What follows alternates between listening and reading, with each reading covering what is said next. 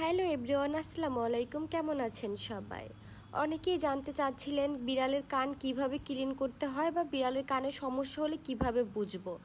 তো আমি করি কি, নর্মালি সুতির একটা কাপড় দিয়ে ওদের কানটা ক্লিন করে দিই। আপনারা চাইলে এখানে একটা ভেজা টিস্যু দিয়েও ক্লিন করতে পারেন, বাট খেয়াল করবেন জানি ওদের কানে পানি না যায়।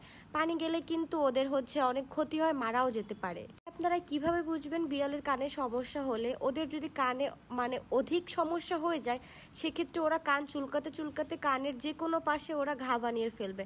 তো তখনই বুঝে যাবেন যে ওদের কানের সমস্যা, সে কারণে চুলকে এভাবে ঘা বানিয়ে ফেলছে। কিন্তু এর আগেও একটা ভিডিওতে বলেছিলাম যে আপনারা গোসলের সময় খেয়াল করবেন জানি ওদের কানে পানি না যায়। পানি গেলেই অনেক বড় সমস্যা হয়ে যাবে। আপনারা চাইলে এখানে কটন বাড দিয়েও ওদের ক্লিন করে দিতে পারেন কানটা, বাট কটন বাড দিতে আমার ভয় লাগে, যদি ঘুতাকায় সেক্ষেত্রে আরও সমস্যা। এই কারণে আমি আর কটন বাড দেই না। আমি ওদের একটা নর্মালি সুতির কাপড় থেকেই ক্লিন করে দিই। আপনারা চাইলে এটা করতে পারেন। আর আমি ওদের 1 থেকে 2 দিন পর পরই ক্লিন করে দিই, কারণ ওদের কানে সমস্যা হয়। আর আপনারা চেষ্টা করবেন যে ছোট বাচ্চাদের এগুলো ক্লিন করবেন না। আপনারা যদি না পারেন সেক্ষেত্রে ভেটের কাছে নিয়ে যাবেন, ভেট করে দিবে।